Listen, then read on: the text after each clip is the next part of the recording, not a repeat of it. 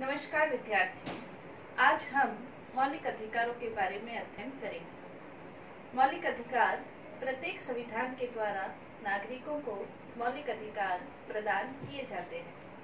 मौलिक अधिकारों को मौलिक कहने के दो महत्वपूर्ण आधार हैं।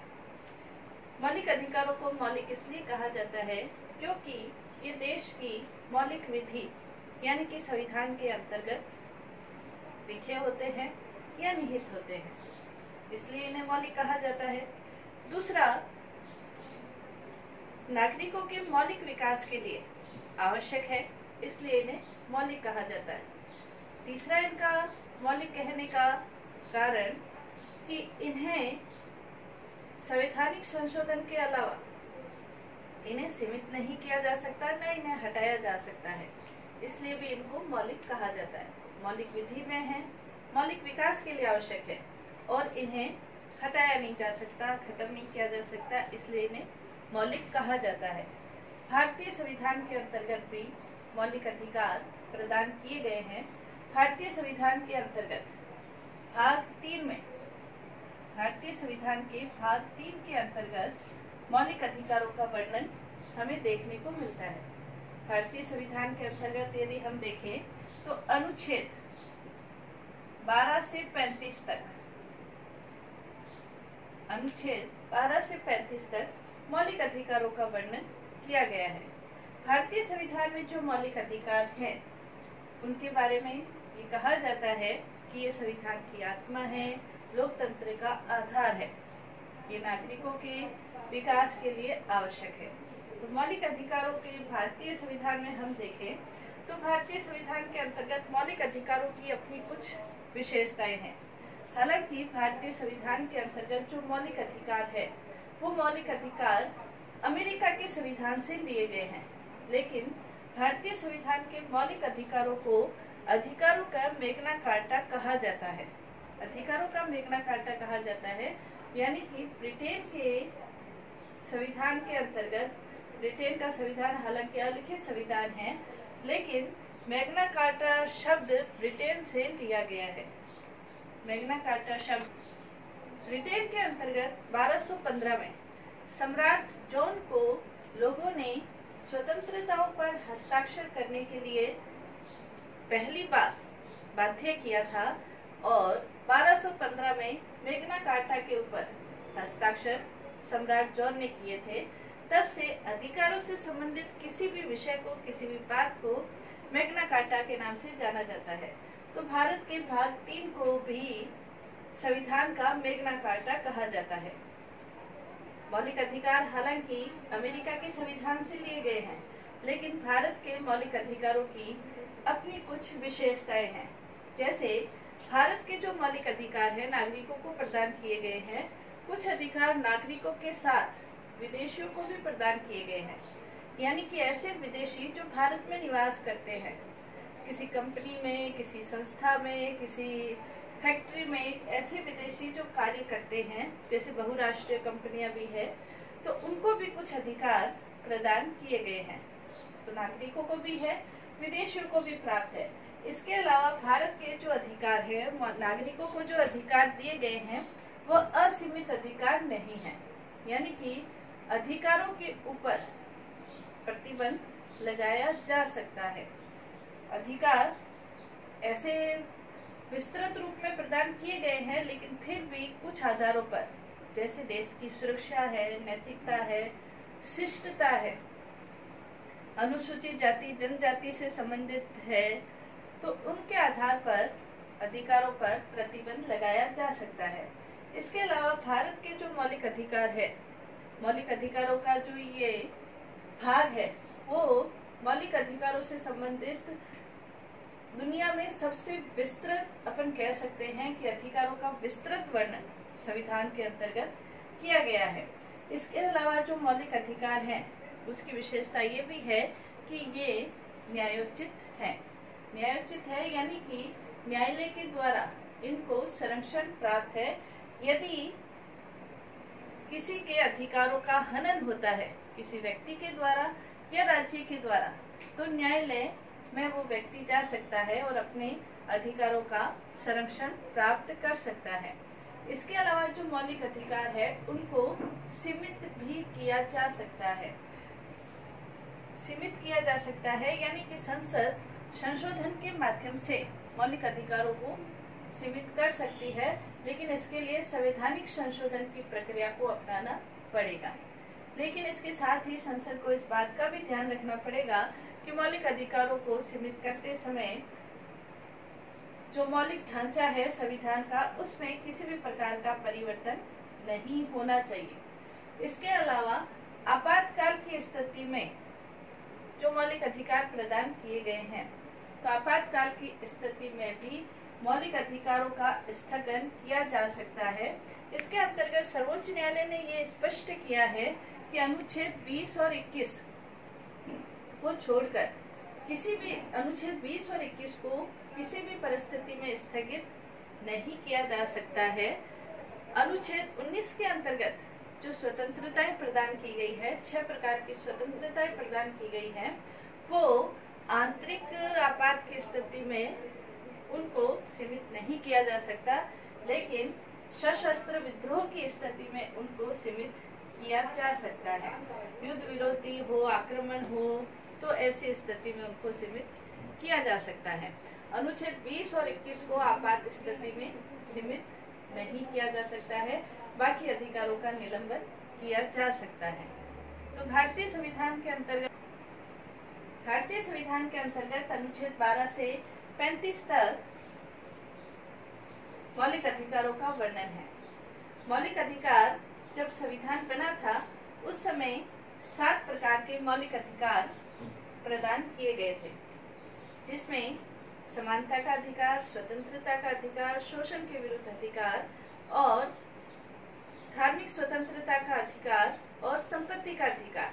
संपत्ति का अधिकार प्रदान किया गया था, लेकिन संपत्ति का अधिकार, संवैधानिक उपचारों का अधिकार, शिक्षा और संस्कृति का अधिकार, ये 7 प्रकार के अधिकार थे।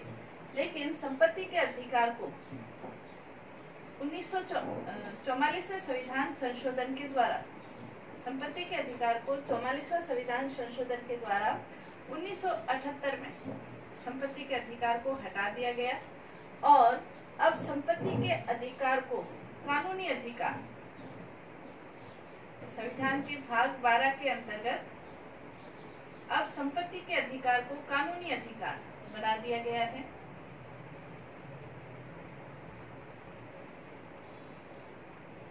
जो संपत्ति का अधिकार है उसके लिए अनुच्छेद 300 में 301 जोड़ा गया है, जिसमें अब संपत्ति का अधिकार मौलिक अधिकार नहीं रहा है बल्कि कानूनी अधिकार बन गया है।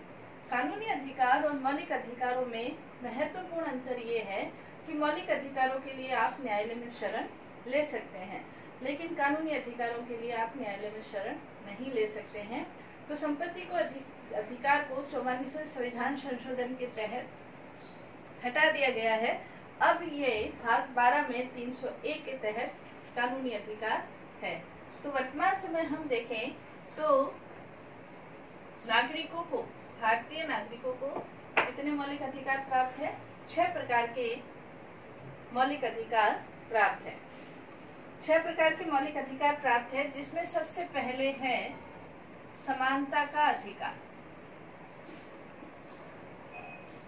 6 प्रकार के अधिकारों में सबसे पहले समानता का अधिकार।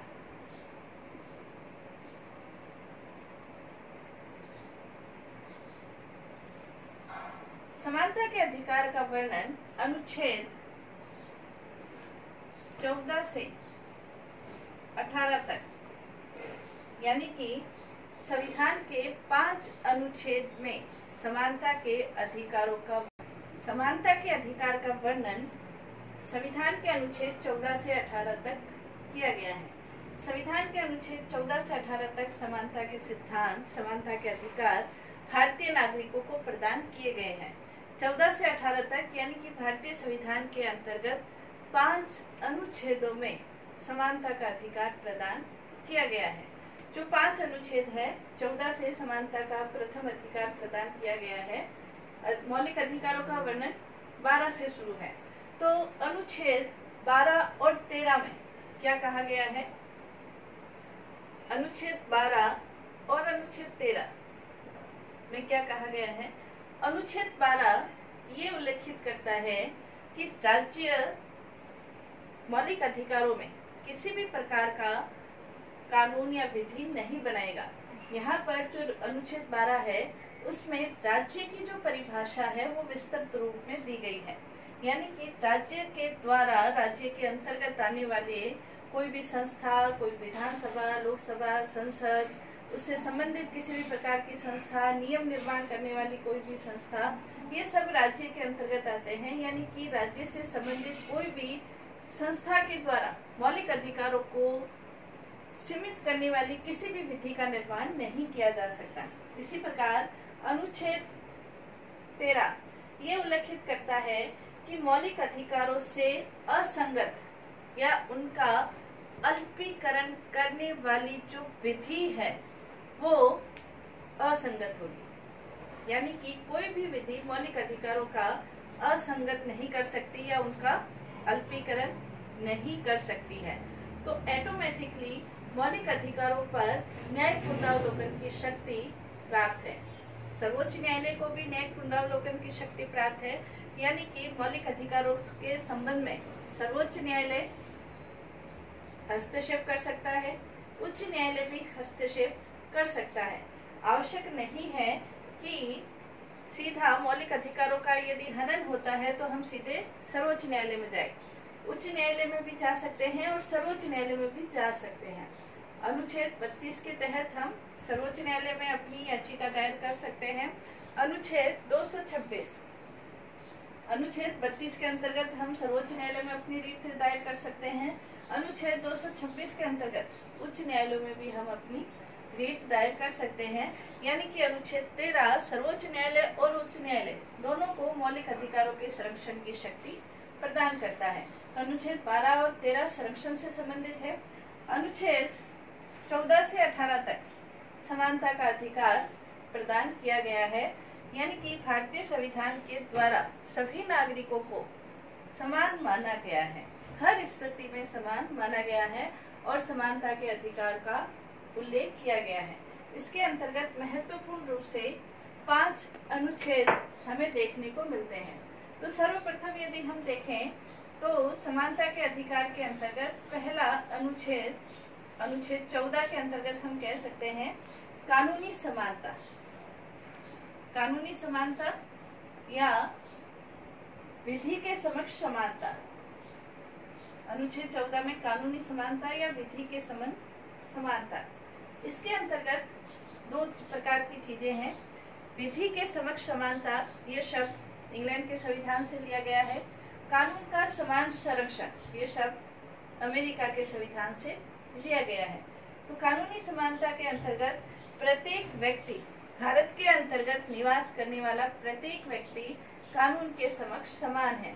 भारत किसी भी आधार पर, भारत का संविधान किसी भी आधार पर किसी भी व्यक्ति के साथ जाति, धर्म, भाषा, लिंग के आधार पर कोई भेदभाव नहीं करता है।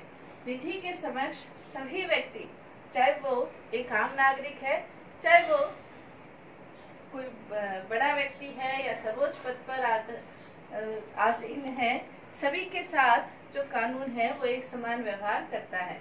तो विधि के समक्ष समानता का मतलब कानून की नजर में प्रत्येक व्यक्ति समान है। कानून किसी भी आधार पर किसी भी व्यक्ति के साथ कोई भेदभाव नहीं करता है, लेकिन इसके अंतर्गत प्रत्येक जो पद है उससे संबंधित अपनी कुछ मर्यादाएं हैं। उस आधार पर भेदभाव जो होता है वो उस पद से संबंधित होगा, न कि व्यक्ति से संबंधित। कानून के समक्ष सभी व्यक्ति समान है। दूसरा, अनुच्छेद 15 के अंतर्गत यदि हम देखें तो अनुच्छेद 15 के अंतर्गत विभेद का निषेध किया जाता है। धर्म के आधार पर, जाति के आधार पर, नस्ल के आधार पर, जन्म स्थान के आधार पर जो विभेद है उस पर रोक लगाई गई है। विभेद पर रोक।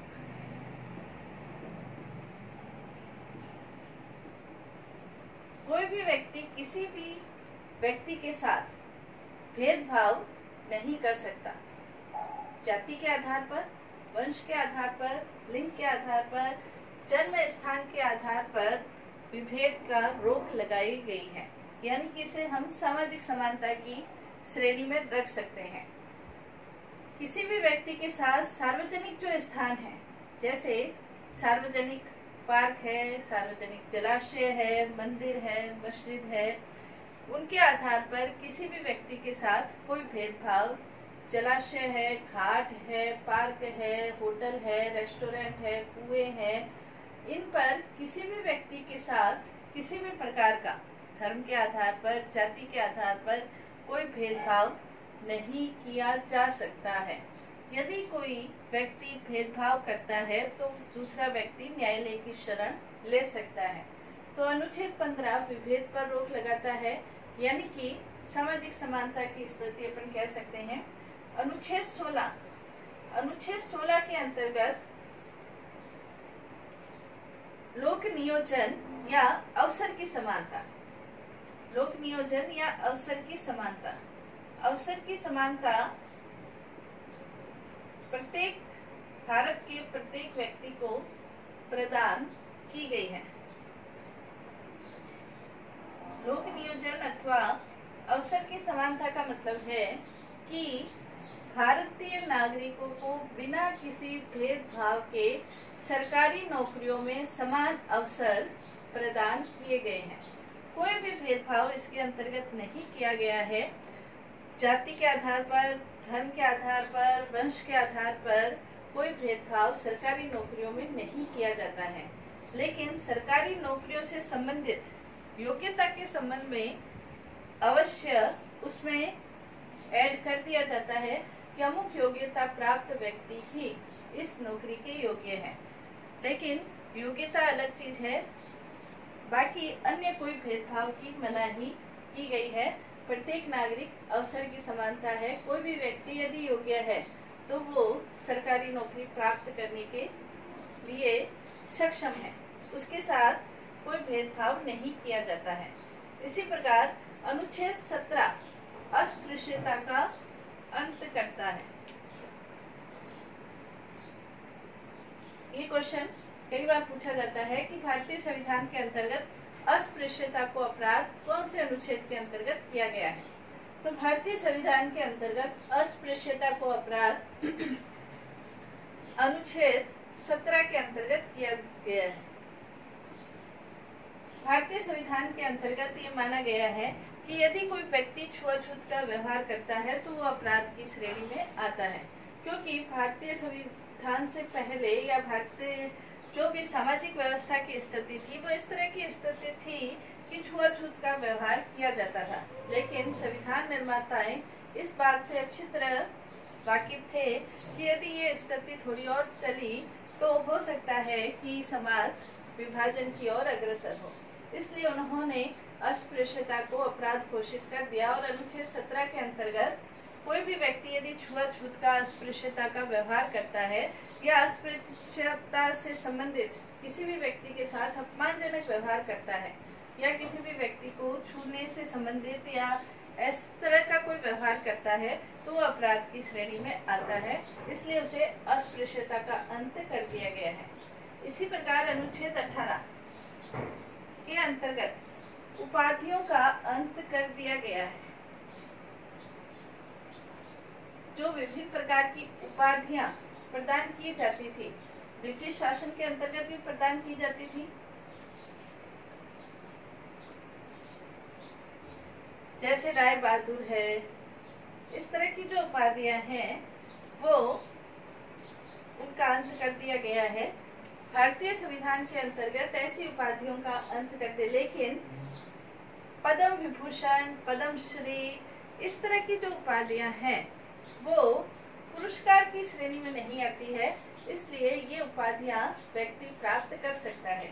लेकिन वो उपाधियां जो व्यक्ति के मध्य कोई विभेद करती है, उन उपाधियों का अंत कर दिया गया है।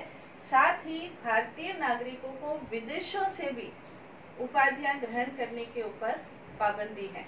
यदि कोई व्यक्ति विदेशियों से उपाधि ग्रहण करता है तो उससे राष्ट्रपति की अनुमति लेनी आवश्यक है। अनुच्छेद 18 के अंतर्गत जो उपाधियों का निषेध किया गया है, यदि कोई व्यक्ति विदेश से भी उपाधि प्राप्त करता है तो उसे भी राष्ट्रपति की अनुमति लेनी आवश्यक होती है। पद्म विभूषण, पद्मश्री, पद्म भूषण, इस तरह की जो उपाधियां हैं वो कांग्रेस सरकार ने शुरू की थी। और इन उपाधियों का जुलाई 1977 में जब जनता पार्टी की सरकार बनी थी तो उन्होंने इस प्रकार की उपाधियों को खत्म कर दिया था।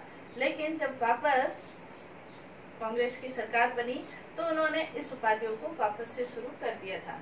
यानी कि अब अनुच्छेद 18 ये कहता है कि विद्या और सेना संबंधी उपाधियों को छोड़कर अन्य किसी भी प्रकार की जो उपाधियां हैं उनका निषेध किया गया है।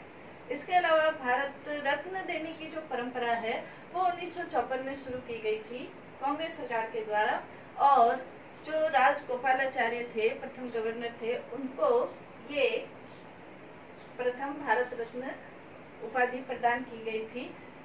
तो कहने का तात्पर्य ये कि व्यक्ति के आधार पर किसी भी प्रकार का भेदभाव उपाधियों के रूप में नहीं किया जाता है, और यदि व्यक्ति है और उसने किसी विशेष क्षेत्र में अपना कोई अहम योगदान दिया है तो उसे भारत रत्न या अन्य उपाधियां हैं वो प्रदान की जाती है। लेकिन संपत्ति के आधार पर या अन्य किसी आधार पर, वंश के आधार पर हर प्रकार की उपाधियों का निषेध किया गया है। तो भारत में समानता के अधिकार को अपनाया गया है, और समानता के अधिकार को अपनाने के कारण प्रत्येक नागरिकों को अधिकार प्रदान किए गए हैं। नागरिकों को जो अधिकार प्रदान किए गए हैं वो सभी को प्रदान किए गए हैं। अधिकारों का वर्णन, ये तो समानता का अधिकार है जिसमें 5 अनुच्छेद है। 14 के अंतर्गत कानूनी समानता, 15 के अंतर्गत विभेद के रोक, अनुच्छेद 16 अवसर की समानता प्रदान करता है, अनुच्छेद 17 अस्पृश्यता का अंत करता है, अनुच्छेद 18 उपाधियों का अंत करता है। तो समानता के अधिकार के अंतर्गत भारतीय संविधान में 5 अनुच्छेद हैं और भी मौलिक अधिकार प्रदान किए गए हैं जिनका अध्ययन हम कल करेंगे।